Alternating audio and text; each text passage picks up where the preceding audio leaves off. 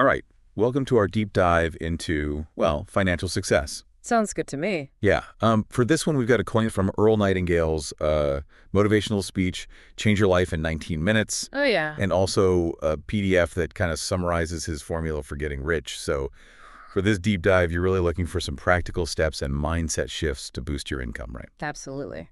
Okay, so reach financial independence. Yeah. So let's unpack this, shall we? Yeah, let's get into it. Sounds good. I'm really excited about this one. Yeah, me too. I think what's fascinating about both of these sources is how they highlight a really core idea that financial success is not about luck.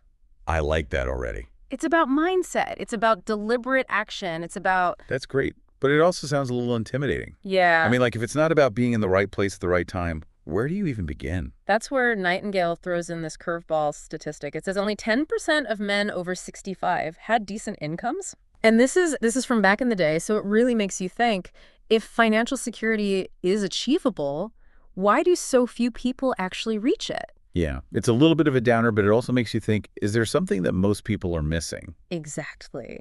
And Nightingale argues it all boils down to one thing. Ooh, what's that? Decision. Oh, The folks who were earning more uh-huh.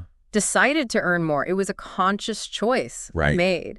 He compares it to like learning the rules of a game Okay. and then playing to win. Yeah. So it's not about just hoping for the best. It's about actually, So the first step is deciding that you actually want it.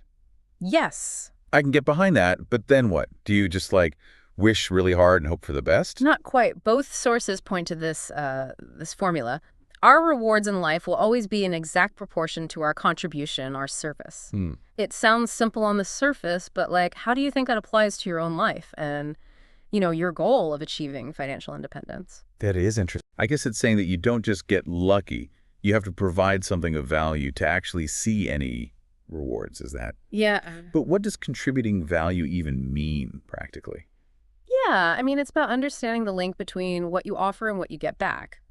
Nightingale, he debunks this whole myth that wealth is about luck, inheritance, knowing the right people. Okay. Instead, it's all about deliberate effort and personal growth. So you're not going to, like, stumble into a pile of money. Exactly. You have to become worthy of it. You create wealth by giving something valuable to the world, yeah. Okay, so it's not about winning the lottery.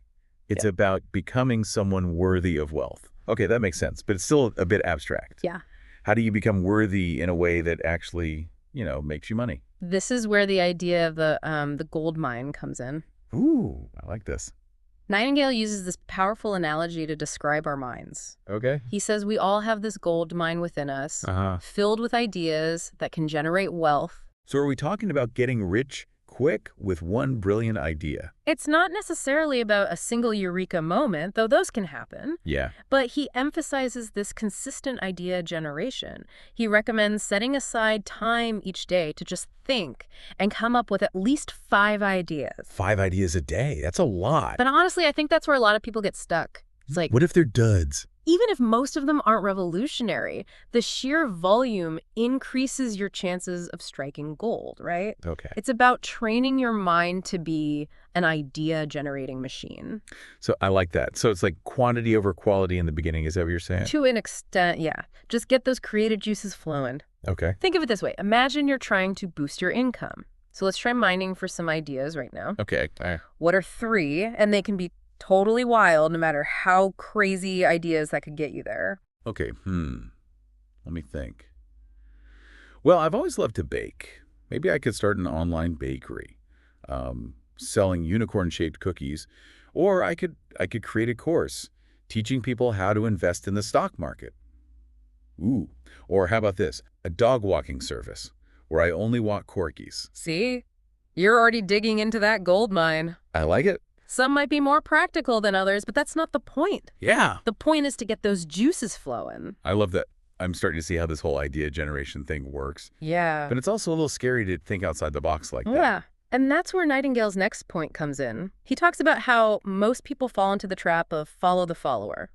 They copy what everyone else is doing, which usually leads to mediocre results at best. Right. Well, but if everyone's doing it, doesn't that mean it's working? Not necessarily. It could just mean that everyone is too afraid to break away from the pack and try something new. Ooh, okay. He gives this great example about a lumber dealer who thrived during the Depression. Wait, really? Yeah. How did he manage that?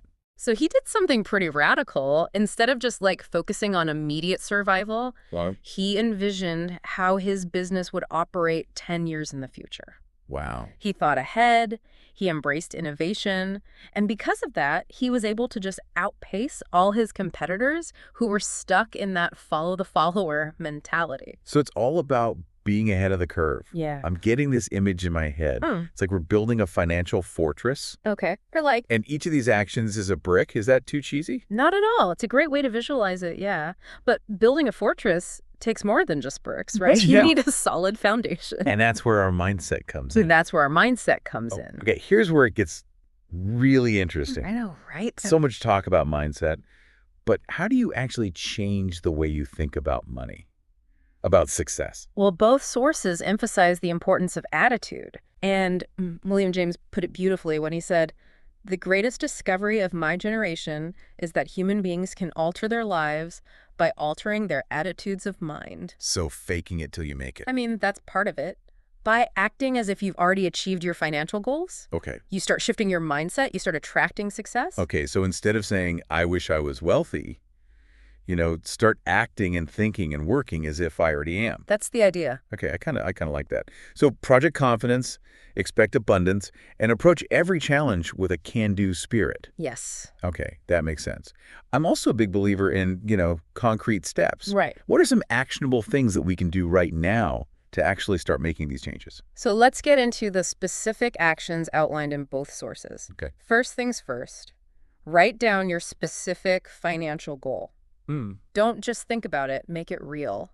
So put it in writing. Yeah, put it in writing. Like a financial vision board, but with words instead of pictures. Exactly. And this is where it gets really important to personalize the whole process. Instead of just saying, I want to be rich, get super specific about what financial independence actually looks like for you.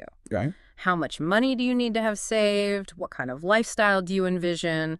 Really get into it. Yeah, the clearer the picture, the easier it is to see the steps to actually get there. Yeah. But I'm also the queen of making grand plans and then never following through. Yeah. How do you bridge the gap between thinking and doing? That's a great question, and it's something I struggled with for a long time. Okay. But that's where this next action comes in. Okay. Taking action, even if it's just small steps. Don't get stuck in planning mode. Okay. Progress over perfection. That's a good reminder. Sometimes I get so caught up in the details I never actually get started. Exactly. Okay. What kind of small steps are we talking about here? Think about your financial goal. Yeah. If we break it down, what's one tiny thing that you could do today to move just a little bit closer to that vision? That's a good question. Let me see. Well, I guess I could finally open that investment account I've been thinking about for ages. Or I could spend 30 minutes just researching potential side hustles, ones that fit my skills. Yeah. Or, hey, maybe I could finally commit to making my own coffee at home instead of buying it every day. See, those are all fantastic examples of small steps that can have a big impact over time. It's not about making this huge leap right away. It's about building momentum, creating positive habits. Okay, I'm starting to get this, but I also know myself. I'm great at starting things. I'm not so great at sticking with them. Right? How do you stay motivated and disciplined over the long haul? Both sources emphasize the importance of discipline and persistence. Okay. The road to financial success is not always smooth. Yeah. There will be obstacles and setbacks, but it's crucial to develop that resilience to push through those tough times and stay focused on your goal. So it's not just about having a good idea. It's about having the grit to actually see it through when things get tough. Exactly. Yeah.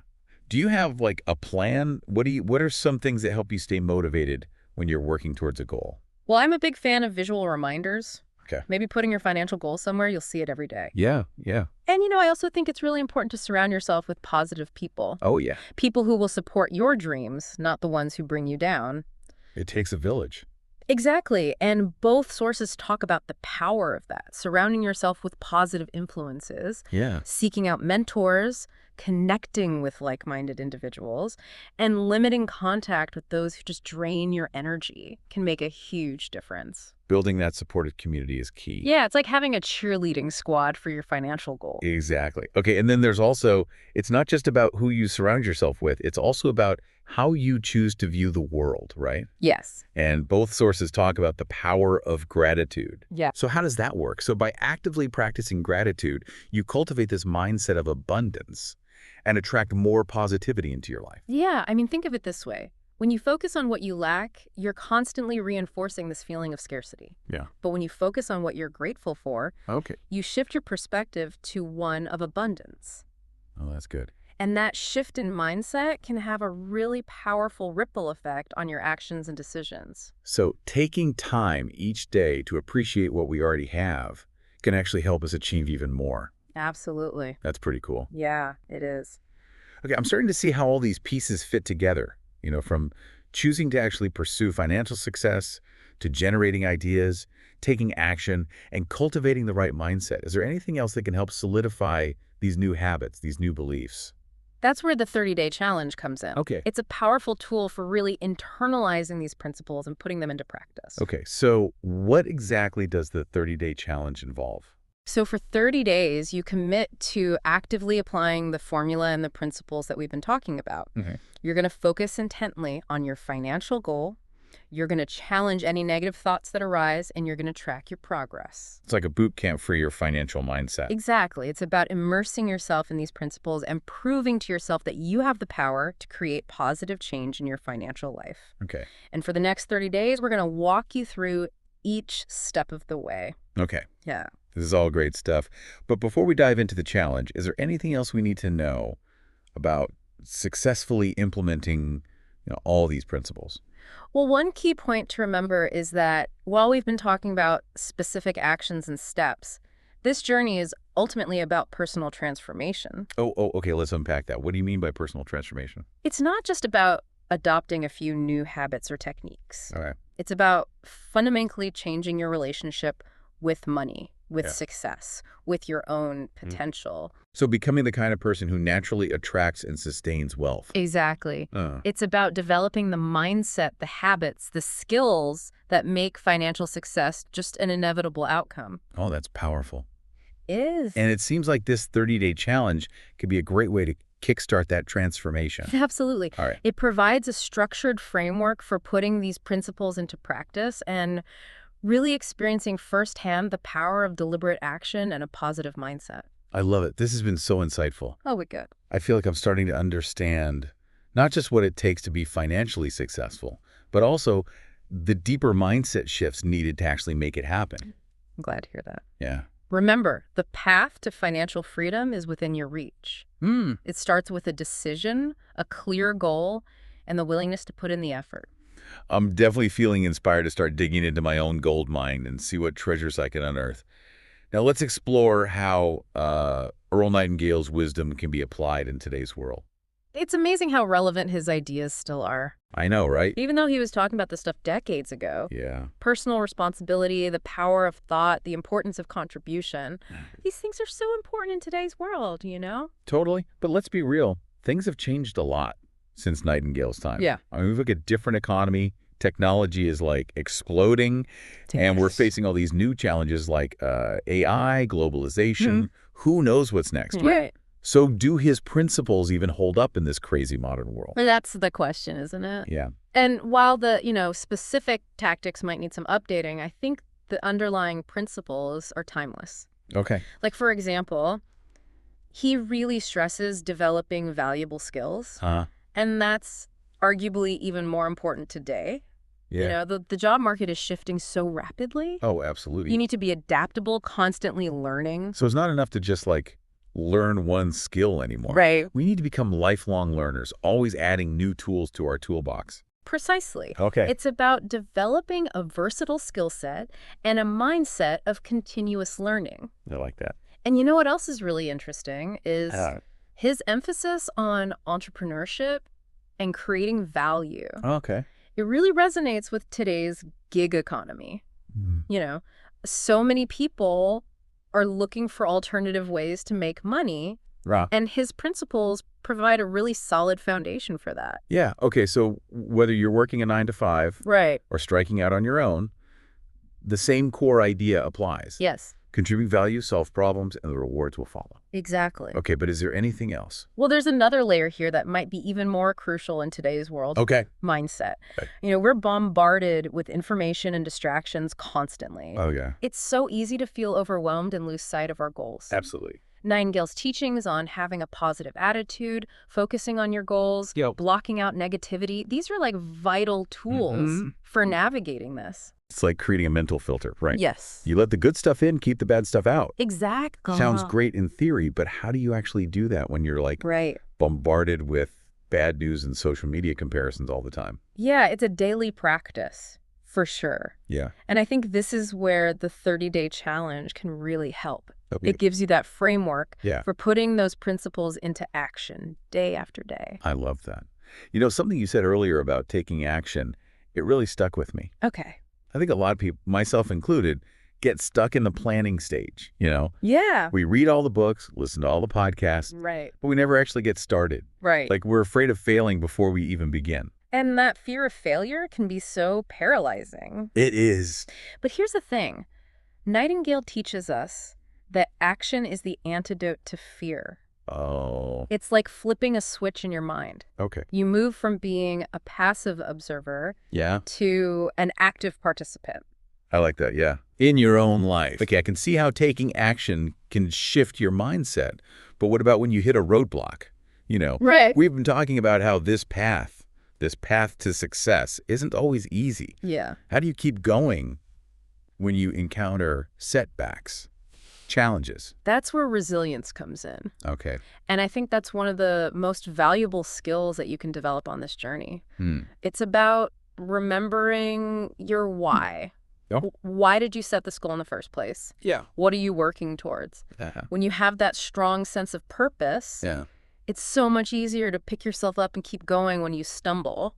So it's about having a vision that's bigger than your doubts and your fears. Exactly. Yeah. And something we haven't touched on yet What's that? is the importance of celebrating your wins along the way. Oh, yeah. It's easy to get so focused on the end goal that we forget to acknowledge our progress Oh, I'm so guilty of that. and give ourselves credit for the steps we're taking. Yeah.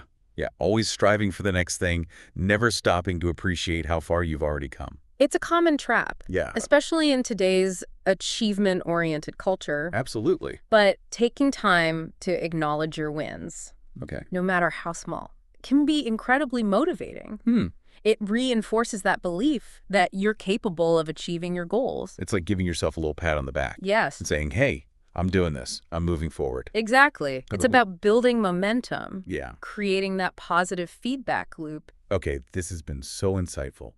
I'm starting to see how Nightingale's principles can be applied in a modern context using technology, community, and a focus on personal development. Absolutely. We can take his timeless wisdom and create real, lasting financial success in today's world. I'm so glad to hear that. Remember, we have incredible tools and resources available to us today, We do. but the foundation remains the same.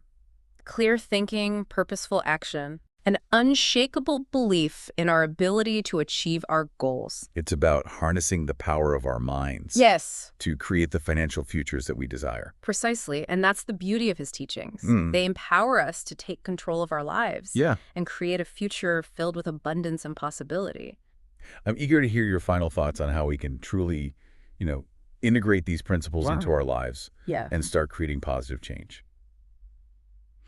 Okay, so we've explored Earl Nightingale's ideas. We've seen how they're still relevant today. And we've even, dipped our toes into his 30-day challenge. But before we wrap up, what's the one thing that listeners should take away from all of this? Where do we even begin putting this wisdom into action? I think it all circles back to that goldmine analogy. Okay, Before we get lost in specific to-dos, Yeah. we really need to cultivate that space Place. where those great ideas can actually bloom, You're talking about that 5 ideas a day practice. Yes. But I still feel a bit lost on the how part. What kind of ideas should we even be focusing on? Anything that genuinely excites you Okay. and aligns with your goals. So it could be ways to improve your current job, Okay. brainstorm side hustles, come up with innovative business concepts, Yeah. or even just figure out how to manage your money more effectively. Okay, so it's less about the specific content of the ideas and more about just getting into that habit of thinking creatively, Yeah, spotting opportunities. exactly. Don't get so hung up on judging your ideas at first. Okay. Just loosen up, think outside the box, Yeah. let those possibilities flow. So it's like we're building those idea generating muscles. Exactly. But sometimes it feels like my brain is more of a barren wasteland than a gold mine, you know. Yeah. Any tips for like enriching that mental soil? That's where feeding your mind comes in. Okay.